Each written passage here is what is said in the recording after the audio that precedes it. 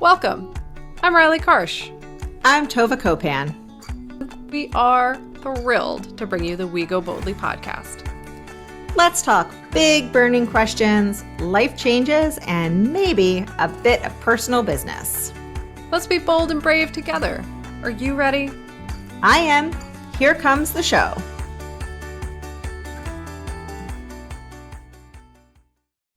Hello, everyone, and welcome to We Go Boldly, the podcast. I am Rielly Karsh, and I am here with my amazing, fantastic, wonderful, fabulous, all good things co-host Tovah Copan. It is season 7. We are talking about big feelings today. Big, big, big feelings. Before we get to that, let's say hello. Let's talk to Tovah. How are you today, Tovah? What's happening? I'm good. You guys all get my lower voice. It's getting higher as I get my voice back. But I'm good. I have had an incredibly productive morning. I feel like I'm doing all the things I don't like to do or don't want to do, or like just only have that like little window of time, right? So getting the boxes out for recycling, if I like don't do it, then it has to wait another 2 weeks. And then like, so things like that. And so now I'm like, give me all my like crap to do's because I'm doing them today. Nice. I'm feeling pretty good about that. I haven't had that feeling in a while. So That's fantastic. That's good to hear.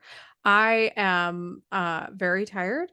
I feel like I say that a lot, which I'm going to work on, I feel like, for the new year, of boosting my energy. So, if you're out there and listening and you have energy boosting ideas, send them my way. I could use some more energy in my life. Now, that may require me actually setting better boundaries. So, we'll come back to that in, I'm sure, many more workshops and other episodes of the We Go Boldly podcast, where we love to talk about boundaries and saying no to things that we don't have time to be doing. But that's not today's theme. And I will just add, speaking of workshops, we are doing a workshop tonight. And based on how little sleep I got last night, I will be going to bed the moment it is over. So let's just, my energy does have its limits today. Yes. And I'm just hoping it gets me through the day and the workshop. Also, I hope my voice gets me through the day and the workshop. Right. That it doesn't give out by the end.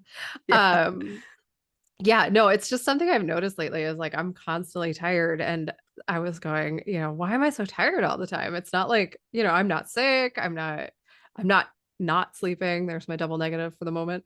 So what's happening? And I realized that I'm just overscheduled. And so going back to that whole busyness season we had, and I think you've said this before, Tovah, that was one of our hardest seasons, because really it's like the thing we need to work on the most is dealing with the busyness. And especially when you're running a business and you're a parent and you're a partner and you're a business partner and you're a human with like friends and a life and an interest in doing things, right? Like it just gets busy, and sometimes you forget that you have to actually set some reasonable boundaries around your time.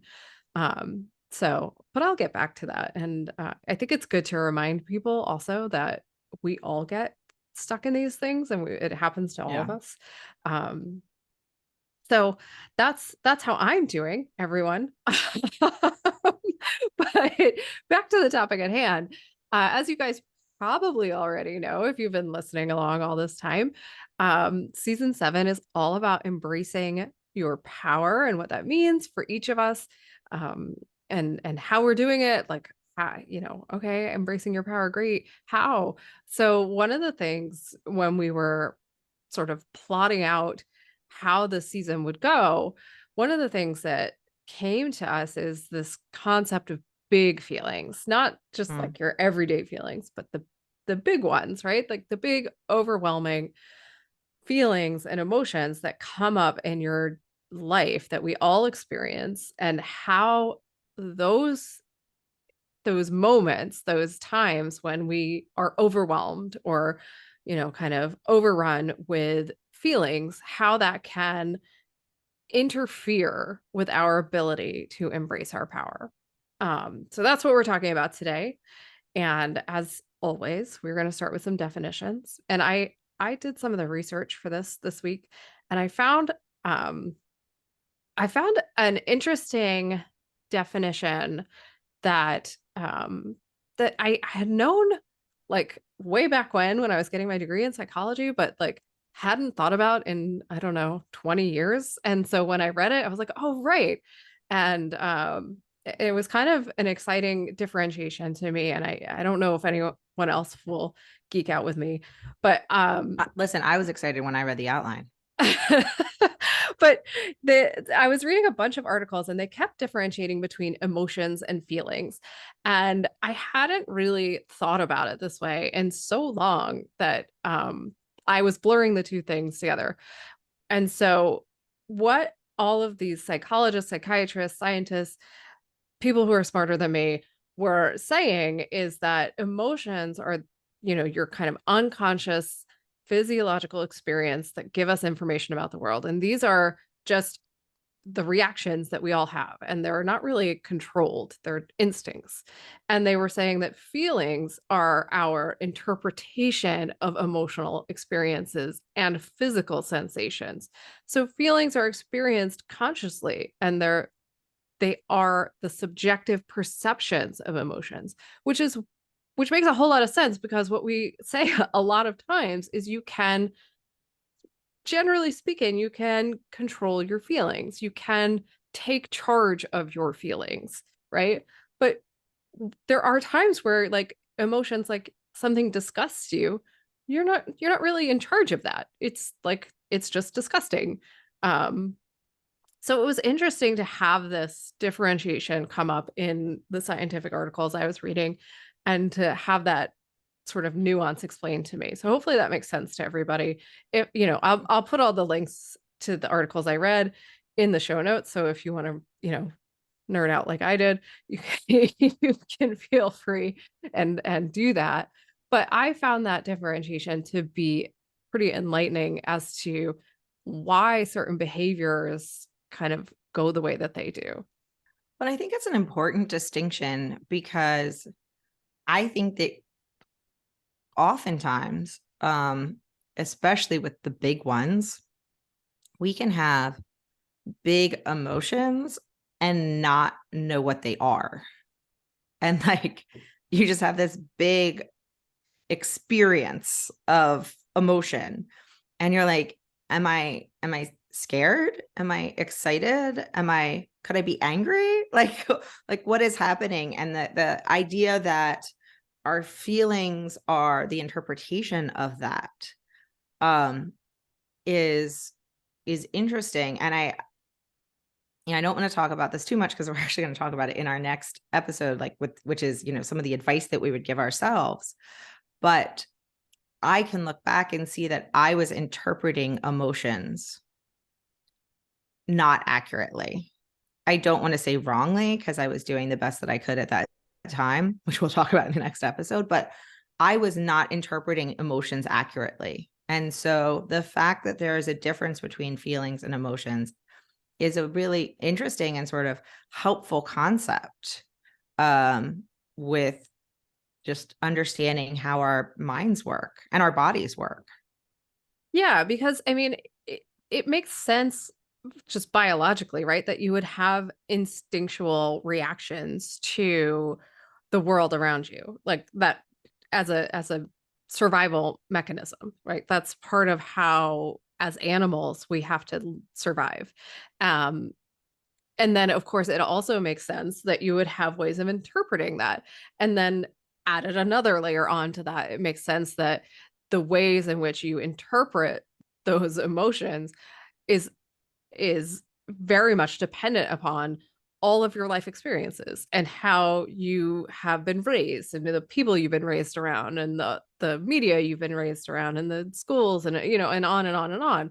So the separation of emotions and feelings, now that I've like sort of started this process of looking deeper into the explanations, makes a whole lot of sense, and it explains a whole lot more about why we talk about, you can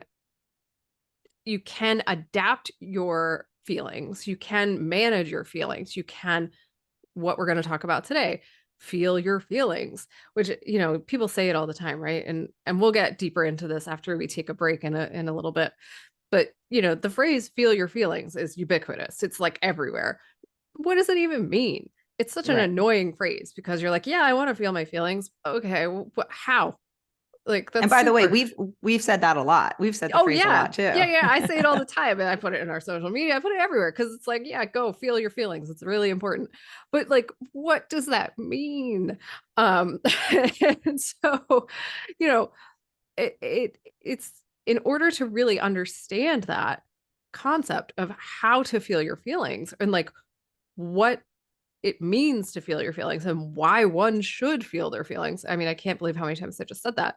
But what all that means, you know, in order to even start to understand that, you have to understand that feelings are just interpretations of your emotions, right? That it's just like a layer on top of your instincts. And so it's all dependent upon how were you raised? How were you taught to feel or not feel? Yeah. How, you know, often, right? Or how do you even look at emotions? Do you even know what emotions are, as you just said, Tova, in the beginning, which so many of us don't. Like so many of us were taught so quickly to stuff our feelings and to stuff our emotions that we don't even know what it looks like. We couldn't name it. And so that's, you know, to just circle back to the whole point of this episode, we were talking about embracing your power in season 7. And the reason being able to understand, process, and move through your big feelings matters is that how in the world could you embrace your power if you are constantly stuck in your big feelings? And I think we've Yeah. said this like, I don't know. I don't even know how many times we've said this at this point. But if you are stuck in your big feelings or you're stuck in your any feelings and you're not processing them or you're not dealing with them or you're not acknowledging them or whatever you want to call it, they will come back to you.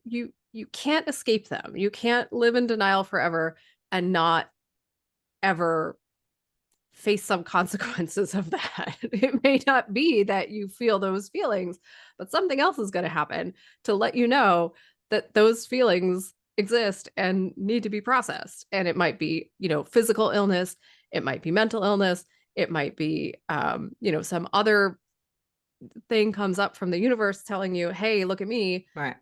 this is something you need to deal with, but you're not escaping it. Like there's no escape. And it's interesting as you were talking about identifying feelings, as children, you're given worksheets, right? Where you're like, are you happy? Are you sad? Because there is a step as part of a kid's development that tries to help them identify their feelings. And I know it's better than it was in the past because I remember when we were at home and I was kind of putting things on the walls to like replicate a classroom. And one of them was about like identifying what your feelings are. And it was a much larger spectrum than like happy, sad, angry. That was it. But I still think we have the tendency to talk about feelings as if they are bad or good versus just they exist and they're neutral and they are what they are. And you need to meet them where they are. And that's the only reason that's the only way you can feel them and deal with them. But I think we're still probably telling kids that they're bad and good feelings. And it makes it, where kids don't want to tell you if they're sad or they're angry, or they don't understand those feelings because we don't spend enough time on those feelings. And we add a level of like shame and guilt. So if you're angry at something, not only do you feel angry, but you're told that like you shouldn't feel angry. And I'm not even getting into like the patriarchy of it all. I'm just talking about like what we tell all little kids, like about their feelings. And so it's no wonder that as adults, we're walking around going, well, I don't know what I feel. I don't know what this is. What am I supposed to do with this? Because I think in formative years, a lot of times we're not helping our kids navigate what to do with those feelings. Or if we are, maybe we're doing it at home and not at school. And so, okay, at home you can have all of your feelings, but at school you have to pick good feelings or bad feelings. Yeah, and I think on top of that, the secondary layer that I see certainly with my kids and in most of the cultural settings I'm in is that we often apply feelings as if they are characteristics, right? Yeah. As if they are personality traits, as opposed to some neutral feeling that you might have at one moment that you will not have, in the next moment, that it's just a feeling that's passing. Instead of saying, I feel angry, you say, I am angry. Like these Yes. are very different things, right? And so we Did you attribute teach me this? I think you taught me this when we talked about this before. I don't know, maybe. But it's very frustrating to me because, well, as we've said, words have power. When we consistently say over and over again to somebody, you are angry, you are angry, that sends the message that they're an angry person, right? As opposed to you're Yeah. feeling angry and that's okay, but the way that you're expressing your anger isn't working for me. Those are very different things. And I'm not suggesting that I'm perfect at this because I happen to have an angry little kid at home who I have to deal with this all the time, and there are days where I'm like, not managing that well. But then there are other days where I try very hard to make sure that I'm not saying you are angry, because that that's unfair. Like Yeah. it's that's an unreasonable um thing to put on a human. Like just because somebody has some anger at a moment doesn't make them angry, right? And so if we attach those emotions and those feelings as if they are personality characteristics, that's that becomes a whole other world of trouble. Yeah. And it's so easy to do. Yeah. And it's so easy to do for ourselves as adults. I think it's very easy to do with kids, but I think it's easy to do less about other people and more about ourselves as adults. Like, I'm an angry person or I'm a sad person versus like, I feel angry. I feel Oh, sad. absolutely. I mean, I was told my whole childhood that I was a serious kid. You're a serious person. Why are you so serious? Why are you so serious? Like I can hear it in my head. I can hear it in the voices that I was told it in. Yeah. And Tova knows me pretty well at this point. I'm pretty funny. And like in my mind, when people ask me what I'm like, the first thing I think is I'm serious. And and it's just been ingrained in me, and it takes me like a moment to step back and go, okay, well, wait, what am I really like?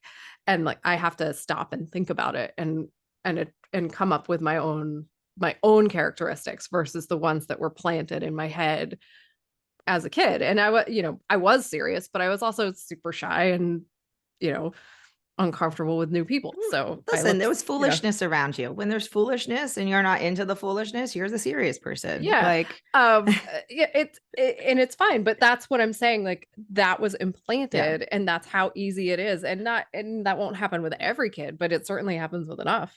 Well, and we need to take a break and come back and talk about like what we mean and how we mean about feeling or feelings. But Yes.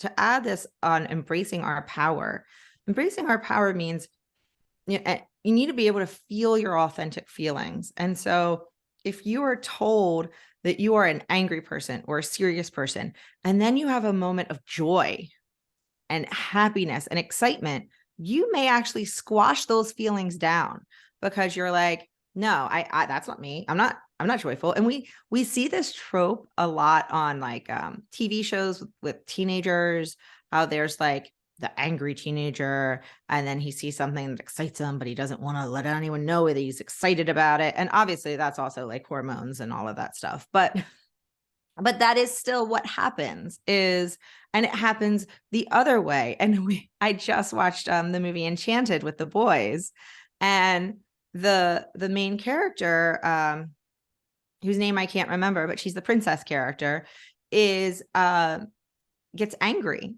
but she like doesn't know what it is. And the man that she's with, who is like the not fairy tale person, is like, had told her about how he's like, you make me angry. And then later when she gets angry, she's like, I'm just, and she sings to birds to help them like clean her kitchen. And then she's like, I'm angry. And it was so hard for her because she's a happy person, and happy, joyful people who sing to birds do not get angry. And so it goes both ways, but either way, if you're trapped, not able to feel all your feelings, you're not able to be your authentic self. And that's like step one to be able to embrace your power. Right. So that's why we're going full circle here. But let's take a break and then we can come back to talk about how, when we tell you to feel your feelings, and like everyone and their brother tells you to feel your feelings, how you should actually do that. So we'll be right back.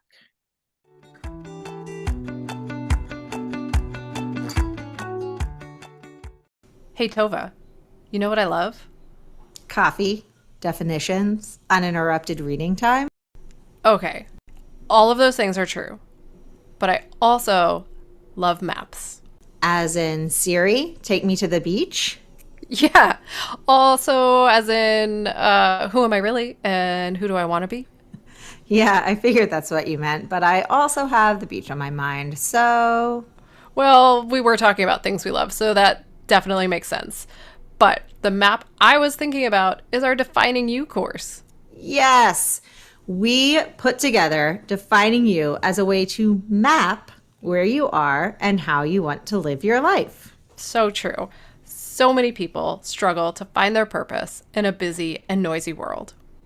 That's why we made Defining You, our course meant to guide you to creating your own mission statement. And there's good news. You can get it now on teachable.com. Find the link on our website at goboldlyinitiative.com/courses, or check out the link on our Instagram bio at Go Boldly Together. We can't wait to see you there. Now, let's head back to the show.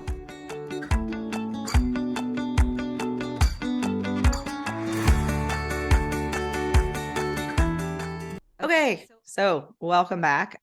We are going to talk about how to feel your feelings. And as you can imagine, it is not easy as it sounds, because most of us have spent our lives not feeling our feelings, or giving ourselves only like a certain amount of time to feel them, or like we are not being led by our emotions. And we are used to being in a society where it's like, oh, they're emotionally driven, as if that's like a really bad thing. I have literally never heard emotionally driven as a compliment. No. But we see people who live their lives as being emotionally driven, who do amazing things, right? Like I look at Glennon Doyle for an example, where so many of her decisions, you can tell, are just, she got angry and she's like, we're doing this now.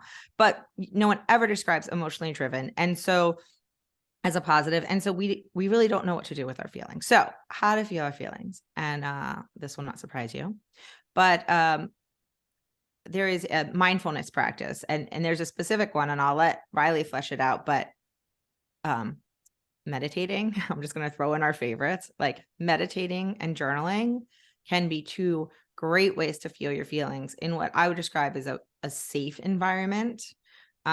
Because, especially these meditations that I particularly enjoy, where they are walking you through something. So you kind of like know that someone's going to help you get out on the other side too. Like you kind of have a buddy and you're like, I'm not in this alone. But journaling as well. Those are two of my go-to mindful practices for this, but I'd love you to describe the one that you came across. Yeah, so in some of the research, there was a very specific mindfulness practice for feeling feelings. And what the research suggested is that it's kind of like a 4-step practice. So first you name your feeling, assuming you can name the feeling, right? So you just try. If you can figure out what it is that you're feeling, you name it. So if you're feeling sad, you can say, I'm feeling sad, or this is great to do with journaling as well. So you can write it down and write down, I'm feeling sad, or feeling sadness, bullet point, whatever works for you. And then you allow the feeling sensations in your body. Now, a lot of people really don't like to do this because it's uncomfortable. Um, and I get that. Tova understands that as well. But this is a huge part of the process. We have said this so many times. The body holds onto your feelings. So if you don't allow the body to physically process those feelings, it's just going to keep like death gripping them. So let your body process whatever it needs to feel in order to move through the process. If you try not, if you try to hold too tight, if you try to control the outcome, if you try to refuse to let it happen, um, it's not going to move forward. Um, so that's step two. Allow yourself to feel the sensations in your body. What is wonderful about doing that is you can then journal that. So you've written down whatever you're feeling, you can write down whatever the sensations are. That's a helpful way to get it out of yourself. And then the third step is to mindfully investigate what is at the heart of your feelings. So one way to do this is to put an image of your initial feelings and thoughts in your head as kind of a reactive wave on the surface of the water. So this is very wooey. I'm just warning anyone who's listening, but it does work. So you imagine a reactive wave on the surface of the water where we typically resist and splash around. And so the goal is to drop into deeper and more vulnerable waters where the core of your pain and values reside. So what that means essentially is if you think about your feeling as it's just as if it's just floating at the top of the water, and then you want to imagine what's underneath the feeling. So the feeling is sinking deeper and deeper into the water, and you're thinking about, okay, what's underneath the feeling? And it's sinking into the water, and you're looking and looking and looking. As it goes deeper into the water, you're starting to understand more and more about the feeling and what's behind it.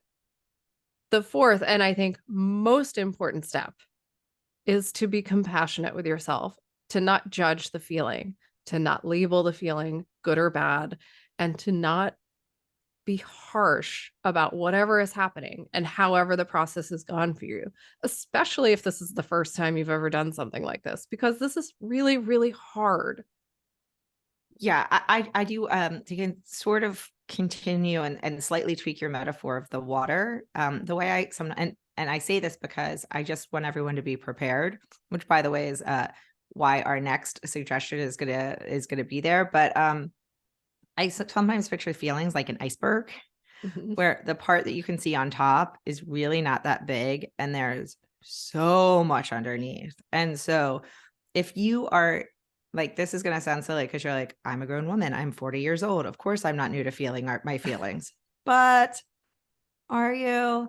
Um, if you're new to actually like taking the time to feel your feelings rather than covering them up and pretending that you're not, she says from experience, you may be surprised at how big the iceberg is under the water. And just, good luck with that because it's hard, which leads us to our next recommendation for feeling your feelings, and that is therapy. And it can be the it can be helpful, it can be necessary depending on what feelings you stir up because as you start doing this, you may be like, oh, I feel nervous about this or whatever. And that's like the top surface. That's your top surface feeling. And then as you delve down are all the feelings that you never felt that your body has stored up. And they're all starting to bubble up. And suddenly you're like, maybe it was that spelling bee in second grade. And you're like, wait, why am I still thinking, and then this is where therapy can be very helpful. Definitely. Definitely. The next one I will also take is to focus on your physical sensations associated with feelings first and then move on to like the feeling aspects. And I think as you get more accustomed to feeling your feelings, you will recognize that your body often gives you signs.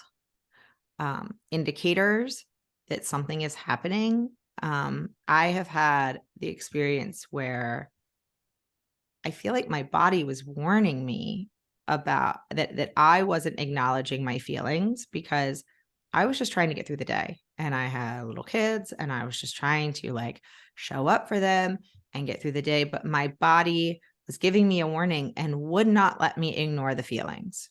And it will not always be that loud, but there are often times where we have physical sensations that we associate to feelings. And we've all talked about how like I've set up many times on the show where like I carry a lot of my not bad feelings, but not joy in my stomach. And so sometimes I'll get something and my stomach will be upset and I'll be like, okay, what feeling is associated with it? It's like I have to figure out what's going on.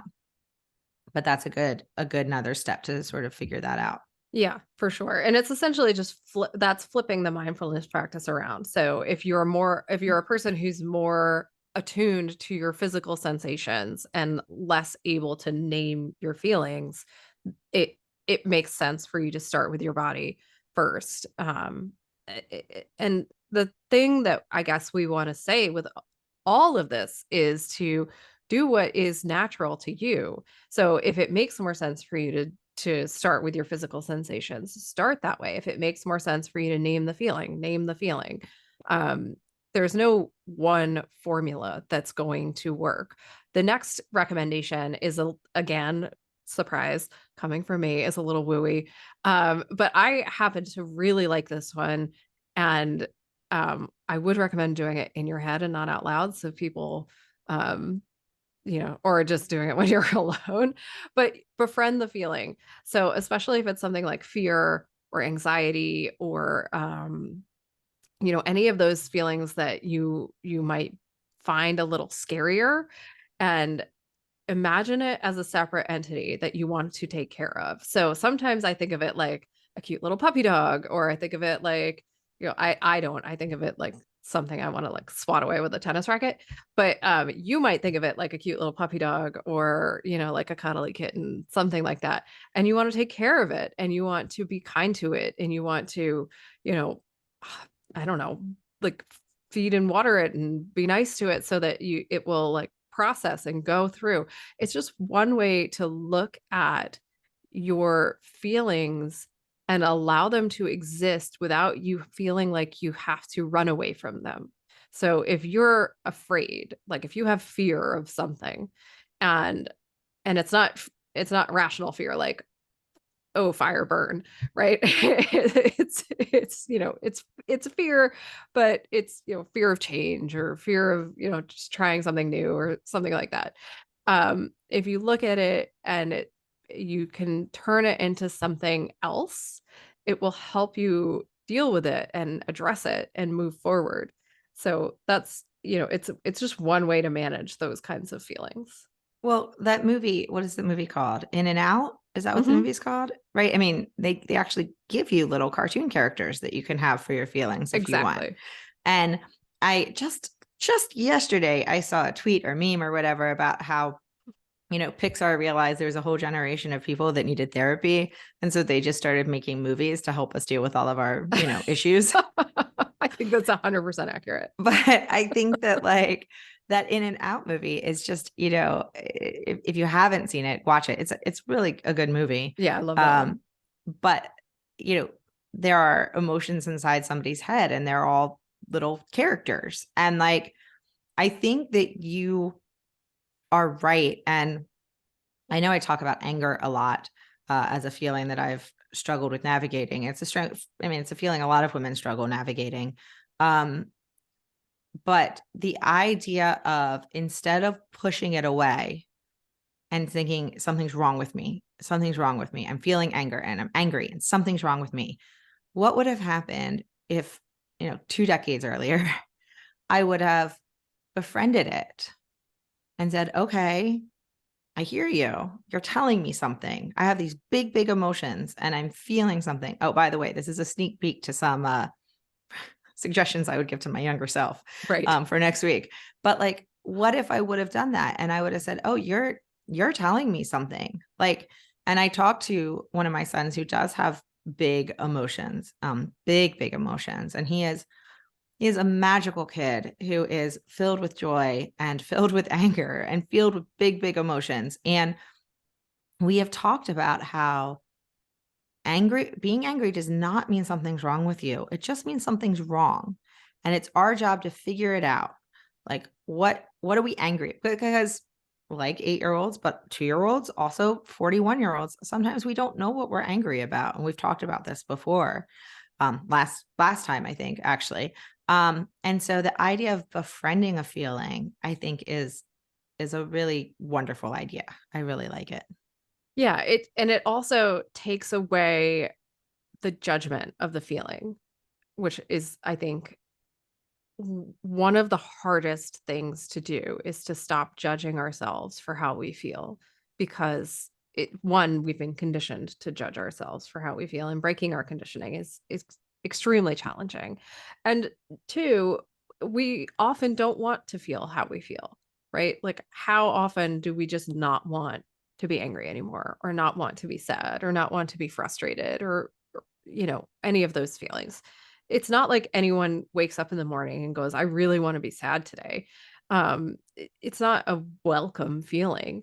And so it's often just something that we judge ourselves for and feel shame about and feel frustrated about. And if we can befriend the feeling and make the feeling, something that we feel compelled to care for, and, you know, almost like your inner child, right? If you're doing inner Yeah. child work, you can imagine it in that way. Like, you want to give it a hug and you want to say, here's a cup of tea and let's sit down and talk it out. Um, and I find it easiest to do that if I make it a separate thing from myself, right? Like, if I separate it from me, then I can go, oh, look, there's this cute fuzzy thing and I want to take care of it. Which is, a whole other statement on how I view myself. But yeah, whatever it takes sometimes, right? Whatever it takes to help you move in a healthy direction forward. Um, and there's just nothing wrong with doing that for yourself. So, you know, the other the other thing that I'd like to do, and I think that I found in the research, is to ask your feeling questions. So whatever you're feeling, ask it some questions. And obviously this is you asking yourself questions, like, surprise. I don't know why I'm whispering to everybody.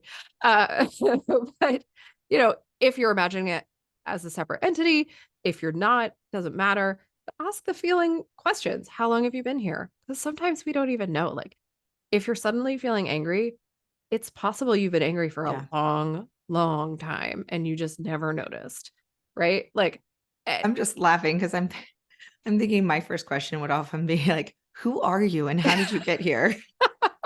right? Like, what's your name? Um, Yeah. but in all seriousness, ask the questions, because you never know what answers you're going to get.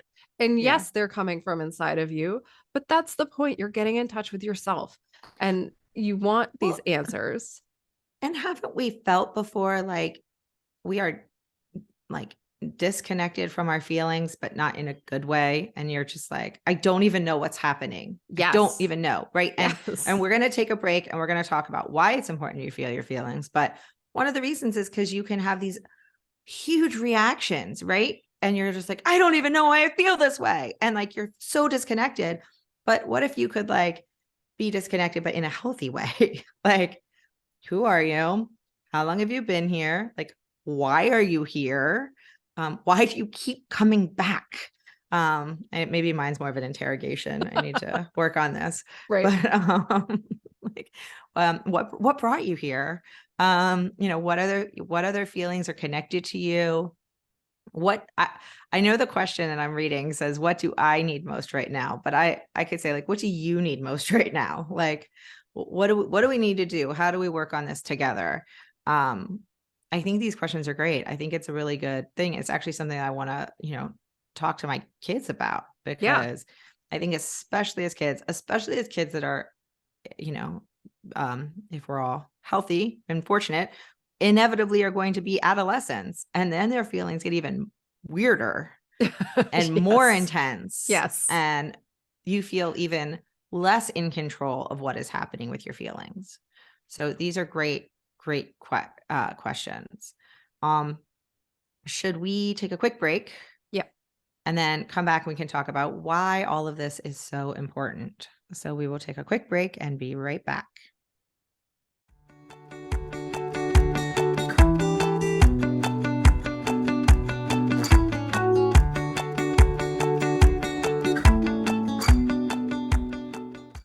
Know what I really love to do?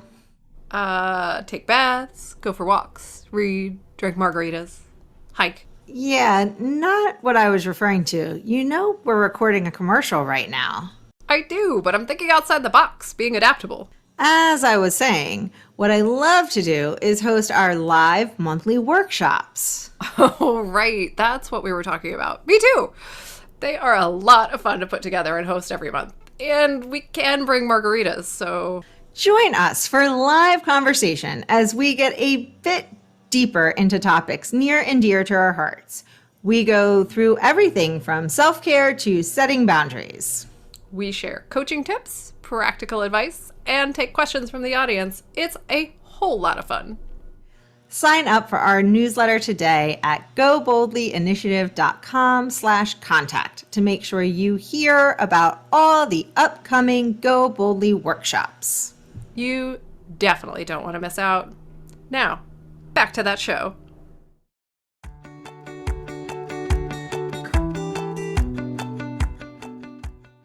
Welcome back. So we are going to talk about why we needed to feel our feelings, both just in general. And I want to start with one of those, but also why it's important when it comes to embracing our power.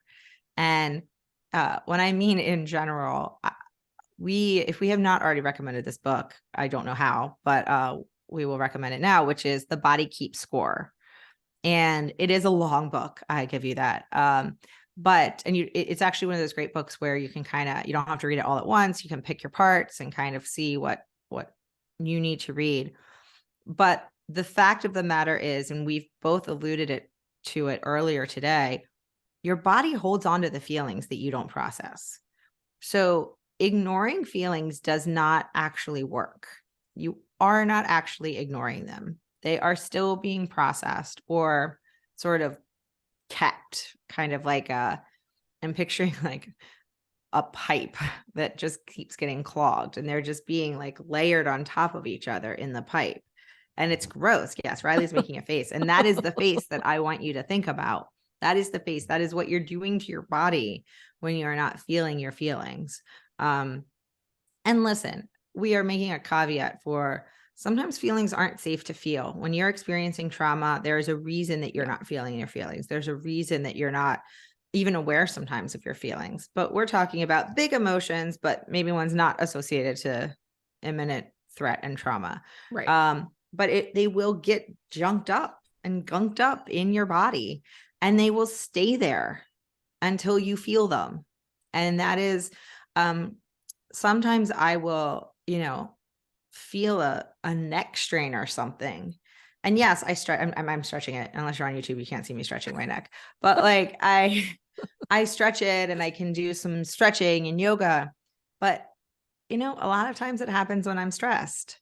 And it's not just because my muscles are tight, but it's because I'm ignoring feelings and I'm not processing something. And fortunately, my body is like, nope, it's right there in your neck. You got to process it or that will be there forever. And so that's just a starter reason on why we need to feel our feelings. But there's lots more. Yes, definitely. And, one of the sort of overarching reasons to focus on feeling your feelings is that once we get into the routine, right? Once we get into the habit of feeling our feelings, first of all, it gets easier. Anything that you create a habit of becomes easier. I mean, that's like, it seems obvious to say, but I'll say it anyway. So when you have a habit of feeling your feelings, it's easier to process those feelings. I'm not saying the feelings get easier. I'm saying the habit of processing those feelings gets easier. So that's just to be clear, like sadness doesn't magically become less sad. It's just easier to deal with the fact that you get sad. And that doesn't take away if you are, struggling with mental health issues. You should still see a therapist. You should still do whatever it is you need to do to deal with those issues. Speaking from personal experience, I highly recommend therapy for all sorts of, personal issues, concerns, etc.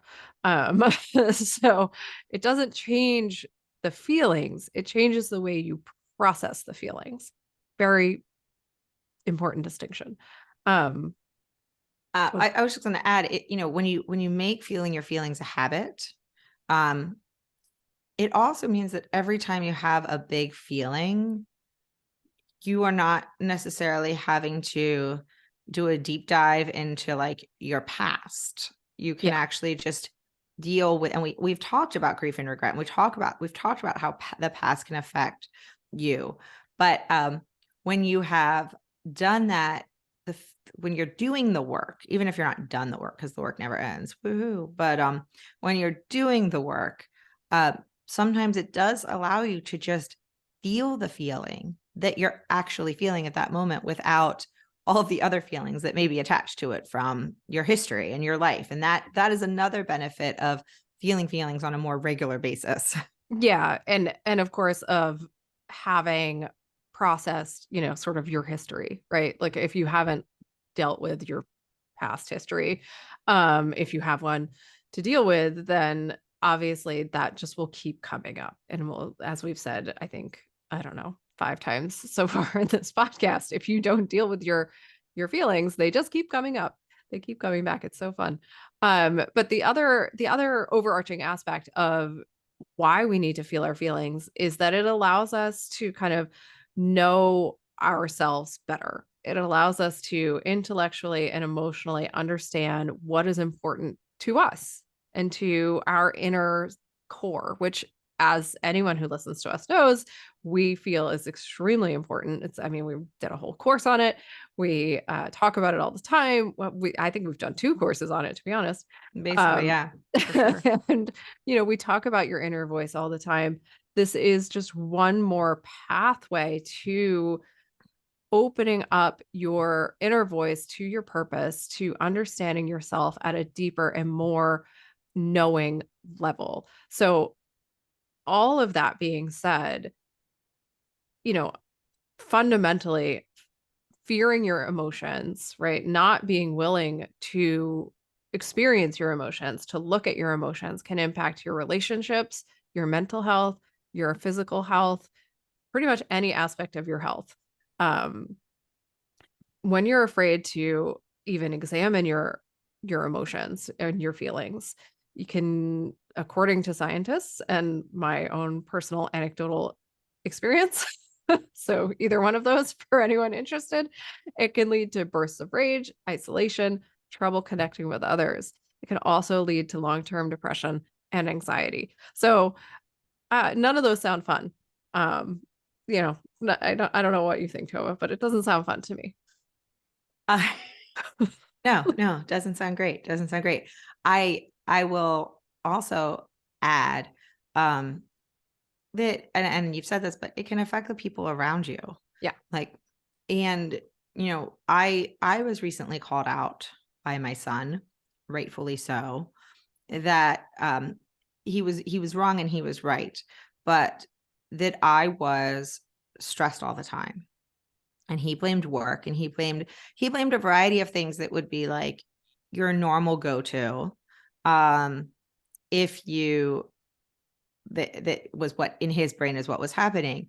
And it really made me reflect, because I have had personally a few months that have been incredibly stressful, not, the most stressed of my life, but I have to realize that like every stressful time of my life will not be the result of like a new pandemic or a separation. Like there will be other stressful ones that are still stressful, even if they don't live up to those high standards of stress.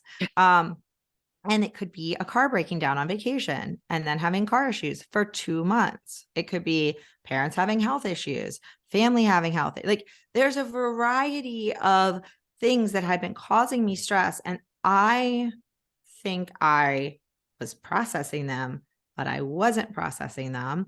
And what it was coming across to my kids is I was angry at them. And I didn't think I was angry at them, but they thought I was angry at them and frustrated and stressed. And so I realized that despite the fact that I work really hard on feeling my feelings, I wasn't feeling my feelings. And, work needed to be done. And so I think we are in the habit so often, even if we are, a little farther in the process where we do want to feel our feelings, saying, okay, I'll feel them, but just not right now.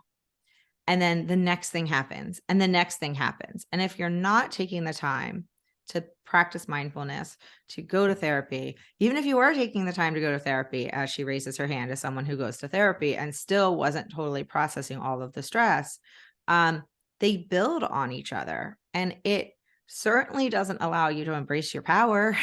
And it doesn't allow you to be I don't want to say it's not the most authentic version of yourself, but like just yourself. Like I feel so much better, even though hearing him tell me that, and Rielly can attest because I spoke to her right afterwards, was not an enjoyable experience.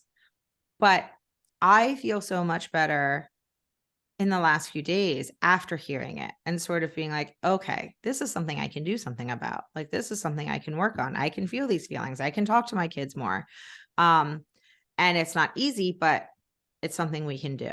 And so it is just your feelings get out somehow. Maybe it's back pain. Maybe it's yelling at your kids. They're going to find a way out, whether you like it or not. And so we need to make sure that we're doing it in a healthy way. Right. And I think importantly, it's, we have to keep in mind that when we deny ourselves the opportunity to experience the reality of our feelings, we are going to fill that experience with something else. And generally speaking, that something else is not going to be a healthy choice, right? Whether we are filling it with, mindless television, whether we are filling it with work, overwork. And I don't mean just work, I mean overwork, whether we're filling it with substance abuse, food that, we don't need to eat. We're just, overeating to fill the void or whatever. Whatever vice that we have, and we all have them, to attempt to fill that space with something other than experiencing the feeling. Because eventually, it's like you kind of have to fill it with something in order to avoid the feeling. Otherwise, the feeling just takes over. You can't just fill it. You can't just leave it there, or you eventually feel it. Right. Because you can't actually ignore feelings. Right. Like you're still addressing the feeling. You're just doing it in an unhealthy way and you're not processing it. Right. So feelings will be felt, but you get to decide if you can feel them, process them, learn from them, and then allow yourself to like step into your power and be your authentic self. Or, as I might do, you can eat potato chips. Right. Exactly. Like those are your two choices, right? You have a big feeling and you can feel it and process it and experience it and learn from it and move on and be your most authentic self and step into your power and live your most limitless life. Or you can eat potato chips. Or whatever it is, right? Like we all have our things. I mean, and we happen to both like potato chips, but like, maybe I don't even keep potato chips around. It's just always the thing I would eat if I could. Same. But, maybe you're an over exerciser, right? And you'll go run too much and like, then you'll injure your knee and then you won't be able to run anymore. And then suddenly there you are, not able to run anymore. And what do you do now? now you feel your feelings, but it's even harder because you can't exercise, which is the thing that brings you joy. So it's like, just feel the feelings. Just go ahead and feel the feelings so that you don't Now, listen, torture yourself. yeah, you mentioned my mindless television. A great way to feel some feelings is to, for me, now this does not work for everybody, but this works for me. If I'm struggling to really figure out what my feelings are, or I struggle with feelings that are quote negative, bad feelings, that as a child that we were told, Right. I can put on Steel Magnolias. I can watch a sad movie with some potato chips or whatever, because once again, I don't even have them, but whatever. And I can, with my journal, right? And it does a few things for me. It gives me 2 hours. So I kind of know there's a time limit here. I'm going to feel big emotions. There's joy, right? There's, she's pregnant, and then she has kidney problems, and there's the highs and lows of Steel Magnolias. I don't go full beaches because I can't pull myself out of that one. No. But Steel Magnolias, I can roll with. It's funny, right. Dolly Parton, ups and downs, but I can feel my feelings. It sometimes helps me identify what my feelings actually are.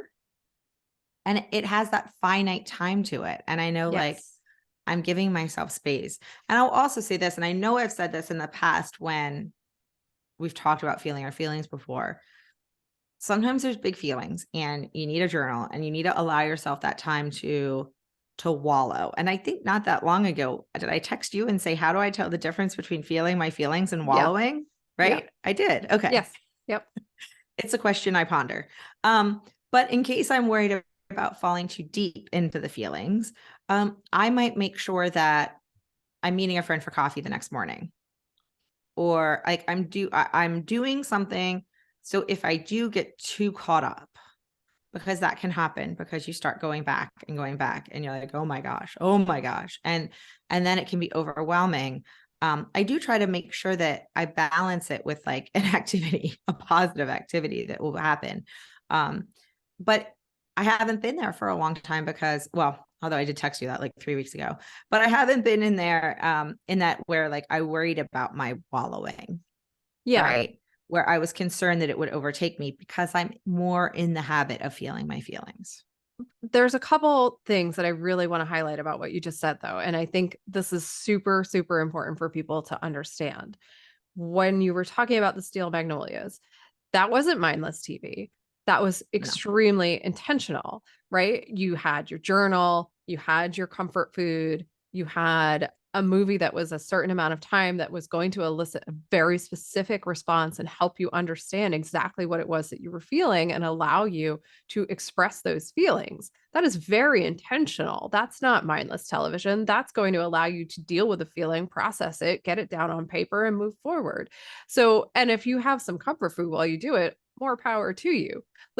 When we say feel your feelings, we don't mean stab yourself in the stomach and suffer. We mean feel your feelings and feel good. I don't, and I hope I haven't made anyone think that you're supposed to suffer through this. It's meant to actually uplift you. It's meant to be a process whereby you experience at the end a lightening, a lifting, a release of any heaviness that might have existed before. So whatever helps you accomplish that is wonderful, but it ought to be intentional. It ought to be something that you do with purpose.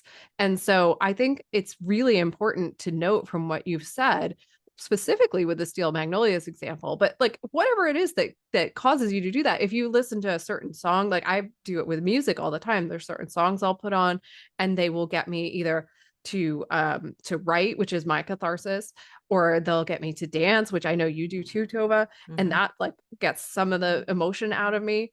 But for the runners out there, back when I was a runner, if I would go for a run, I could get that runner's high, and that would get some of the adrenaline pumping in me. And then I would get to the point where I could start to process some of the feelings I was feeling, whatever they were.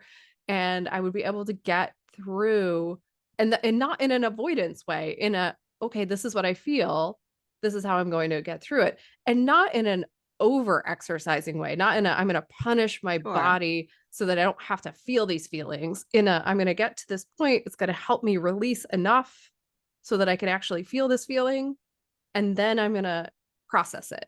Right. So that's a very Yes. intentional, very different way of experiencing feelings. And I think it's very important for people to understand that it's not about suffering, it's about processing and dealing with the feelings in the way that works for you.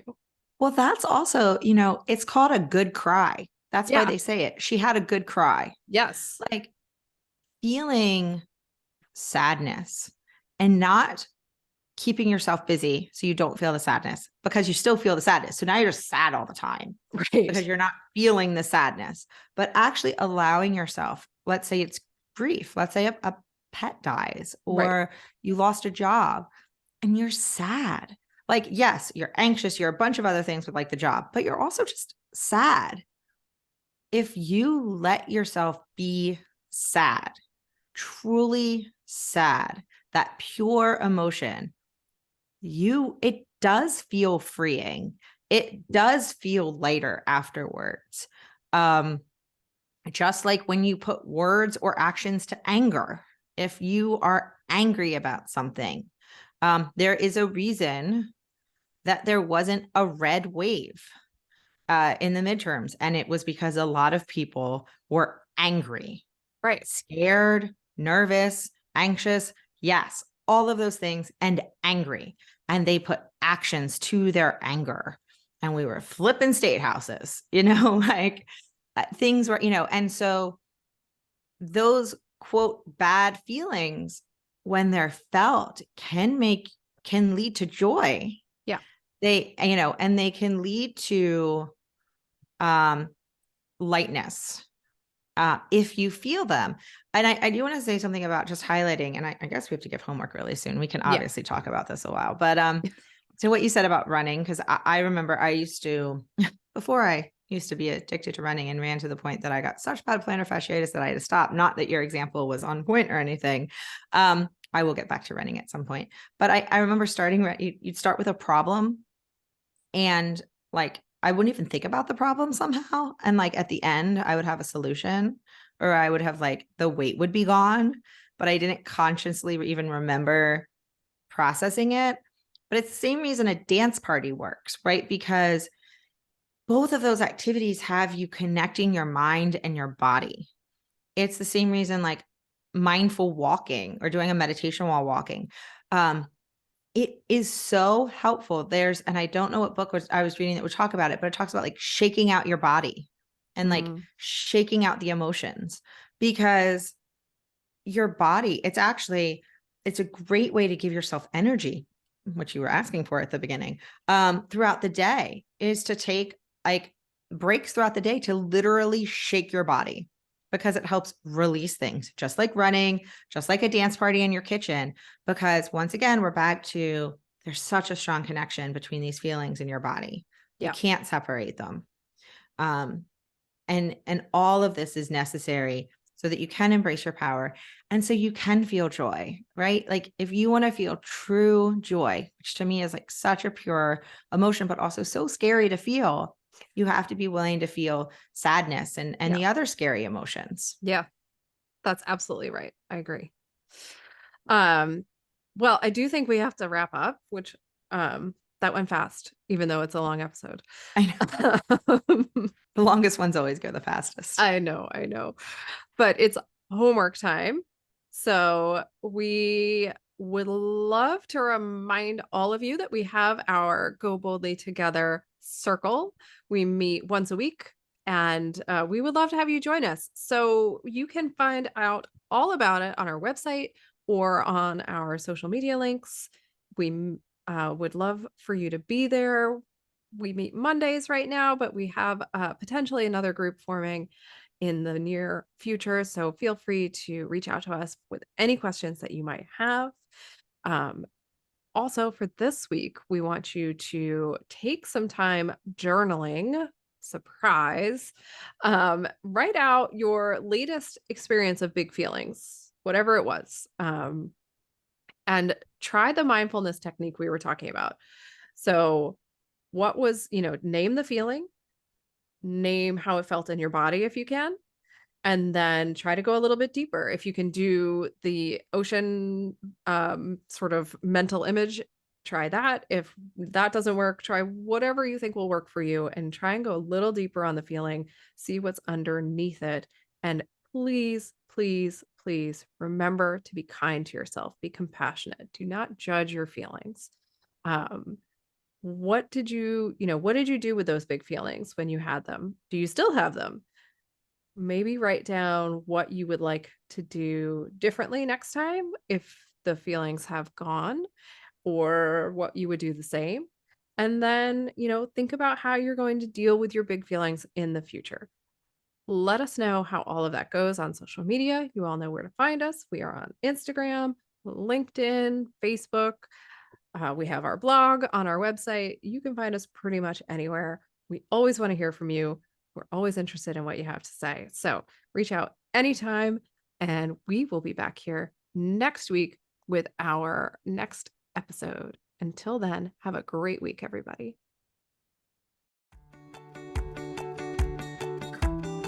Thanks so much for listening to We Go Boldly podcast. We know you're busy and we love spending time with you. If you enjoyed this week's episode, let us know. Head to Apple Podcasts right now to rate and review our show. While you're there, be sure to click that subscribe button. Want more us time? Follow us on all the socials at Go Boldly Together. Want even more us time? As in all the coaching pizzazz. Find us at goboldlyinitiative.com for all the info. We will be back with more excitement, research, and deep thoughts next week. Until then, keep on being the bold, brave, amazing people we know you already are.